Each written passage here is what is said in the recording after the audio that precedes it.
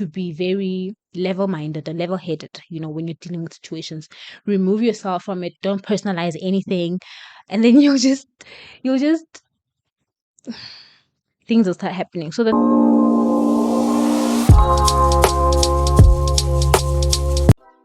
what's happening, YouTube family? Thank you so much for clicking into my video. If you're new here, thank you for considering watching my channel. Please also consider subscribing and hitting the notification bell so that you know when I release videos. Before I begin with this video, I'd like to explain that what I do in this channel. In this channel, I'm sharing my healing journey and how it's been going for me and what I'm doing, what I'm not doing. I'd also like to know how you guys are doing it. Maybe you could share tips and tricks that I maybe might be overlooking and not realizing as I'm also embarking on my own healing journey. So in today's video, what I'm going to be talking about is let me grab my notes here. So if you see me looking down, I'm just reading my notes.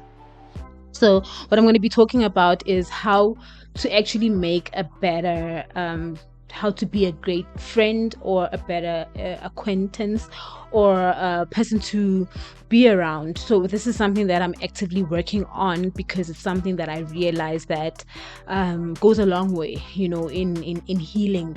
A lot of our interactions as human beings, especially interactions with yourself, if you have pure and clear intentions of why you're doing something or why you're embarking on something with people, then you will have a clear vision, clear compass, clear everything going forward. So I just have 5 points on how you can go about this. So I'm going to try to put in timestamps in this video so that you can hop around and like just come to this point if you need to, if you don't want to hear the whole shebang of the whole spiel of what I just said earlier.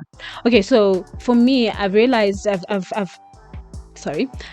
identified 5 things that I know would go well in being a great friend, human being, acquaintance, anything, business partner, employee, like maybe even relationship, partner, So the first one is being loyal. So this actually goes a long way in the sense that, like, there's a saying that says, if somebody comes and tells you that such and such has been being said about you, or so and so is saying this and that about you, you should be very wary about that person, because why are other people so comfortable talking about you to that person?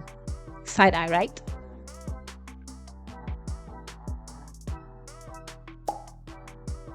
Side eye. So you need to be a loyal person. You need to understand what loyalty means. Loyalty doesn't also mean that you lay yourself down for nothingness. It's reciprocated. You need to make sure that whatever it is that you're giving to whoever it is that you're relating with in this instance, or in this context, does the same for you. So you're loyal to people who are loyal to you as well. That goes hand in glove. You cannot just be giving and not getting in return. You'll just be depleted. So that's the first thing about being a good friend, being a good person, is just be a loyal person. Understand that there would be times that you will need to have like really serious conversations and really serious discussions with the said person, things that would make them maybe make your friendship to be rocky, but sometimes it's needed. You need to tell them the good things and the bad things. It's good for any relationship or any relationship. The second one is be dependable. This is very, very important because it allows us to see who's who. If I'm saying I'm a dependable person, it doesn't mean that I'm always going to come through. It means that when I'm not able to come through, I need to communicate that clearly to the next person, that, let me manage your expectations with 1, 2, and 3, and realize that I won't be able to do 3, 4, and 5. That's being dependable beyond promising people empty things. So those are things that I'm also learning. We learned them the hard way. I can share a story real quickly to say that I was going through my own things, and there's a sister who came to me who said they needed some support with something that they were dealing with, and I was going through my own things. So I like parked the sister, and I forgot about her. She came back, reminded me, re-questioned, re-asked, and I was like, oh no, this and this came up. Can you please just consider me when in like maybe beginning of the year, you know? And beginning of the year came, and I didn't come through. And then next thing I know, that person is no longer, yeah, I'm no longer in good terms with the person. So like they unfriended me from Facebook, and but there's no bad blood from my side because I understand what happened. I sat down. One day we'll get the opportunity to to to to talk it through, so I'm just allowing it to not fester but to heal. That comes back to another point, but I'm not going to be talking about, which is to be very level-minded and level-headed. When you're dealing with situations, remove yourself from it. Don't personalize anything, and then you'll just things will start happening. So the third one touches into what I just mentioned now, which is being rational. Have a clear mind, have common sense, have understanding, have maturity, which is my next point as well, have emotional control. Don't control your impulses, understand yourself so that you can be rational when you're dealing with other human beings. Realize that unless you hear something coming from another person's mouth, consider it to not be like that. Just because somebody looked at you in a certain way, or they responded in a certain way, doesn't mean that you should read in between lines. Remove reading in between lines sometimes. Just come as a baby, a clean slate, and then everything else will be communicated with you needing clarity. So if you're thinking that there were like blurred lines, sit the person down and be like, you know what?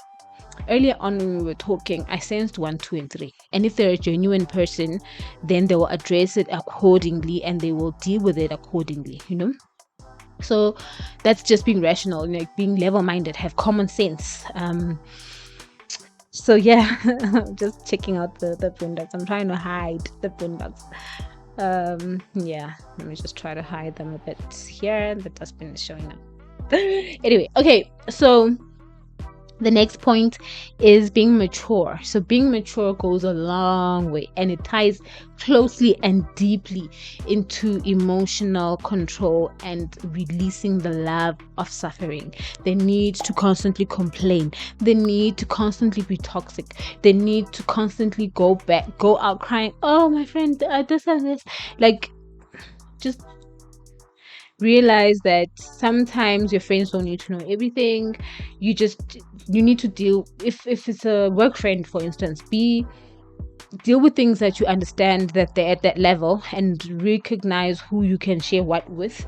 So maturity for me in this instance would mean that if you're having a fallout, for instance, with someone, or you're seeing a sense or something, or sensing that something is gonna pop, something's gonna happen, it's good for you to maybe take a step back, analyze the situation. Don't be impulsive. Allow some time, think through things. Don't just be impulsive. That's what I mean. Don't be emotional, don't be toxic. Don't, just because you heard so and so talk about this, and then you go and you tell. Please refrain from the drama and ratchetness. I call it ratchetness, and here we're dealing with queenliness. And when you're a queen, you act like a queen. You try by all means to ensure that you're a queen, right? Okay. And then lastly, you are discreet people.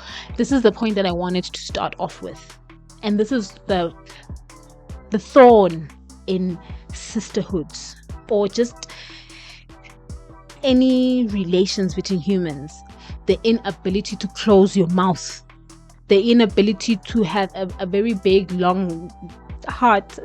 From my mother tongue language, it's Isiyo, inesfuba, inesfuba, whereby you don't just, like, every time you have the need to go tell people about your life or about other people's lives, just keep zip it.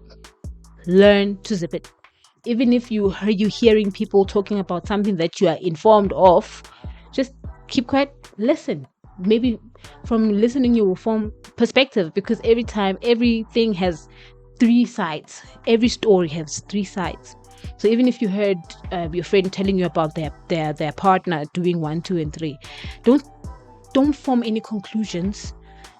Hear them out, understand what they're sharing with you. It will come in handy in future, maybe not. Maybe that person just needed somebody to listen to them, somebody to validate them, somebody to understand them, as opposed to being malicious and forming, even if you don't tell people about other people's things, just you forming an unnecessary bias in your mind based upon what you just learned from somebody about something about somebody. So just be discreet, even to yourself. Understand, have an very open mind, be a clean slate, allow yourself to be these things, be lessons. If somebody comes to you and has a problem, in most instances as ladies, we have sisters telling us about the challenges that they have in their relationships. Don't glorify if somebody's suffering.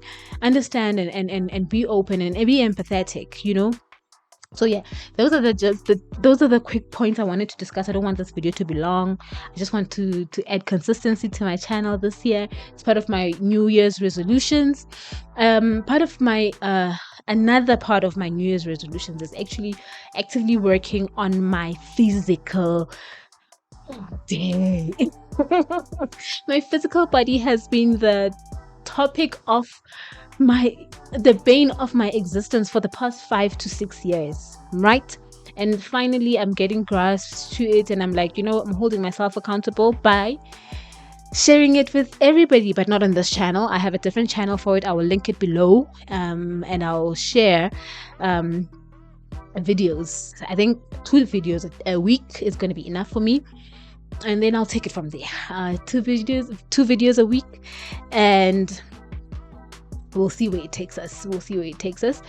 So I'm in that journey. I think having had lovely success in conquering my mental health and my mental healing, my psychological healing, I think it should go hand in glove with my relationship with food, as well as my how I treat my body and how I move my body, and all this lovely yummy stuff, right? That are tied into femininity. But mostly I'm going to be talking about femininity in this page, but on the other page I'll just be normal me.